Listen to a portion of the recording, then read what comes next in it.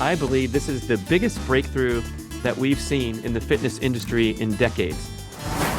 Welcome to the B.rad podcast, where we explore ways to pursue peak performance with passion throughout life without taking ourselves too seriously. I'm Brad Kearns, New York Times bestselling author, former #3 world-ranked professional triathlete, and Guinness World Record Masters athlete. I connect with experts in diet, fitness, and personal growth, and deliver short breather shows where you get simple, actionable tips to improve your life right away. Let's explore beyond the hype, hacks, shortcuts, and sciencey talk to laugh, have fun, and appreciate the journey. It's time to be rad. Let's talk about 4 ways to be more active, because this is the #1 obligation for human health. We have a desperate need today to counter the many sedentary forces of modern life and all the luxuries, conveniences, and opportunities we have to do less and less effort and still get through our day. So leading a more active lifestyle can be the biggest turnaround for your health of anything. I love this point being made by Dr. Lane Norton that energy toxicity is the #1 metabolic problem. Before we even worry about what particular foods we're eating, he's not even that concerned about the niche categories of refined industrial seed oils or the evils of sugar. It's energy toxicity problem being #1, which means eating too many calories and not burning enough, regardless of what calories you're eating or how long you're fasting or not fasting or dropping a bite of licorice into your mouth every 15 minutes all day long. All that stuff is secondary to the energy toxicity problem. It's a great big picture perspective to look at. I also like how Dr. Gabrielle Lyon is talking about what she calls muscle-centric medicine. So instead of obsessing and worrying so much about keeping fat off our body our whole life as the #1 health goal, we want to focus on maintaining muscle mass and muscle strength throughout life. And if you can do that, much of your metabolic health will take care of itself. You'll find yourself with not too much body fat because you're out there working hard, working your muscles, building your muscles. They call muscles a metabolic sink, whereby if you do consume, for example, too much food one time, the muscles are going to soak up so much of that energy that it's not going to disrupt the common patterns that we talk about when we're talking about metabolic syndrome, chronically excessive insulin production, hyperinsulinemia, and when all the bad blood markers go, your triglycerides become elevated, your inflammatory markers, your liver enzymes, all these things are driven by the energy toxicity problem of eating too much food and not burning enough calories. So if we can turn our focus there a little bit, rather than obsessing about every particular of our dietary strategy and the new experiment to change our macros or fast for a few more hours, it's more about just burning energy, being active. So I'm going to talk about 4 ways to be more active in life, starting with my most passionate subject of recent, the morning exercise routine. So if you can make a small commitment to start your day the very first thing in the morning, I'm strong on that because I think that's the best time for you to be able to form a new habit. When you get out of bed, start right away into a physical exercise routine. Do the same thing every single day. Commit to a comfortable amount of time so it's a low bar, a low threshold to cross over to integrate it into habit. And if that's 5 minutes out of the gate, that's fine. I talk often about how my routine has escalated over time, both in duration and degree of difficulty, to be a pretty badass 40-minute session that I do every single day. I have a 6-year streak going. Actually, I missed a couple days when I had COVID, but besides that, every single healthy day, I proceed through this methodical sequence of exercises that I've added and subtracted, mostly added over time, right, to extend out to 40 minutes, which is a comfortable commitment for me now, 6 years down the line. But I started with a very modest 12-minute exercise session that I just made a commitment one day to start doing every single day in order to elevate the fitness platform from which I launched my formal workouts. So this is a different category than whether I'm going to go to the track that day or the gym or whatever. It's just a nice way to start your day.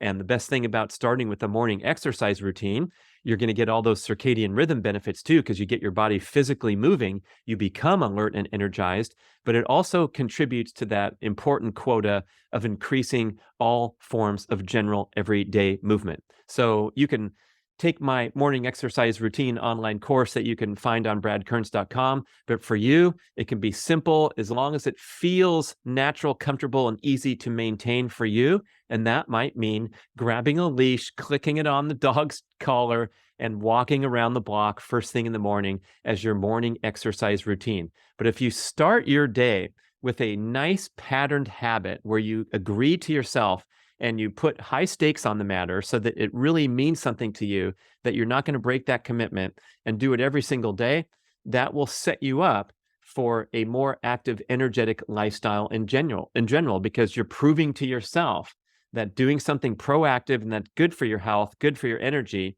is more important than the thing that 84% of Americans do first thing in the morning. Do you know what it is? That's right. It's reaching for the mobile device and becoming consumed by the intermittent variable rewards that this programming triggers in our brains. So we're flooding our dopamine pathways with novel stimulation. And when we do that first thing in the morning, grabbing the phone, looking through our text messages, looking at the social media streams, we program our brain to become essentially addicted to more and more of that reactive, intermittent variable reward, triggering the dopamine pathways and locking us into that reactive mode rather than the high level thinking, strategic reasoning, proactive mode, honoring our to-do list, doing things that we know are good for our bodies and our hearts and souls. So that's why first thing in the morning, tremendous power to get out of that 84% statistic and grab the dog instead and get outside. So you can learn more about the morning routine exercise course, but I'm certainly not wanting to intimidate you by presenting this elaborate routine that I do, but rather emphasize the point that I've worked toward this over time to where it has become integrated into an awesome life-changing habit. So that's number one, is commit to a very simple morning exercise routine. It's 5 minutes. That's wonderful. It's a fantastic start. Number two is this wonderful fitness concept of micro workouts. I've done an entire show on it, so please listen to the whole show. I believe this is the biggest breakthrough that we've seen in the fitness industry in decades, because most of the traditional fitness programming, the popular brands and workout modalities that you've heard of, can easily become overly stressful for the average enthusiast. I'm talking about the spin class at the gym, or the boot camp class, or the bar class, or the step class, the running group in your community where everyone meets up and has a good time and it's social and it's wonderful and it's better than doing nothing. But it can easily get to that point where the workout is too stressful for the average participant. And so these micro workouts are brief bursts of explosive effort that you can sprinkle into your daily routine anytime, any place, really. And they add up over time to make for a wonderful fitness progress. Think about it. I make the example of the pull-up bar that hangs over my closet door. So whenever I go into the closet / storage area to grab a new Post-it note or get a new garment of clothing or whatever I'm going for in there, I'll do one set of pull-ups, maybe 12 pull-ups, maybe 6 sometimes. And if I do that 150 times in a year or 200 times in a year, not counting my traditional and formal sessions where I'm doing pull-ups as a component of my workout that day, that's different. That's a workout. I'm talking about just the routine integration of these micro workouts that might last for less than a minute. One set of pull-ups takes less than a minute. My other favorite example is the staircase. So I have this pact with myself when I'm in the home and need to ascend a flight of stairs. I pretty much sprint up it every time with fast feet, going for a rhythm, or taking a bunch of stairs at once so I get a little bit out of breath at the top. Now, if you're unfit or spending long periods of time sedentary, You might not want to sprint up a flight of stairs when you've been sitting down for 3 hours watching TV or working on your computer. So perhaps it's ascend the staircase normally and then descend and then go pretty fast the second time and then descend and then go for a quick one the third time when your blood is flowing. So you always want to make sure that you're prepared for a brief burst of intense effort that I'm so excited about recommending, right? I got some choice feedback from people looking at my video on YouTube where I show the hexagonal deadlift bar loaded with weight, a modest amount of weight, and it's sitting there in my side yard. And I say, hey, every time I throw out the garbage, I do one set of hexagonal deadlifts with 180 or 200 pounds on the bar, which is not much by strength training standards. But if you're unfit and not accustomed to lifting heavy weights, that's not going to be a good idea to do out of the blue or out of a long resting state. So instead, you might do, for example, stand up in your cubicle and do a set of 20 squats where your butt is touching the chair and then you stand back up. And most everybody can do that out of the gate without needing to warm up or anything. So find appropriate ways to challenge your body throughout the day and realize that a 1-minute workout can be a fantastic fitness benefit. Again, it can elevate the platform from which you launch those formal workouts. So when I go and do my pull-ups now, because I do the random pull-ups throughout the day, I have much more enjoyment, much better competency. The same goes for if you start to integrate squats into your workday. And guess what? You'll get a nice boost of energy and alertness, especially if you've been sitting around for a long time.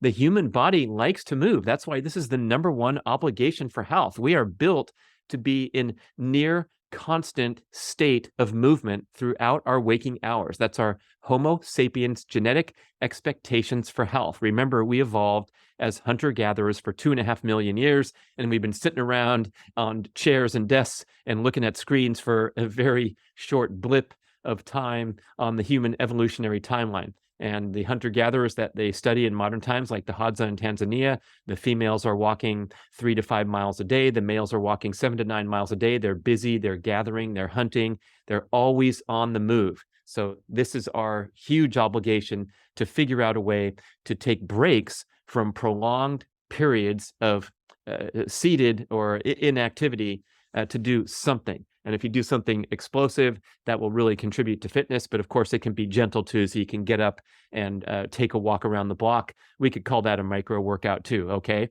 And speaking of walking, that's going to be number 3 on the list. So my number 1 was commit to a morning exercise routine. Number 2 is perform these micro workouts. And number 3 is create obligatory walking opportunities.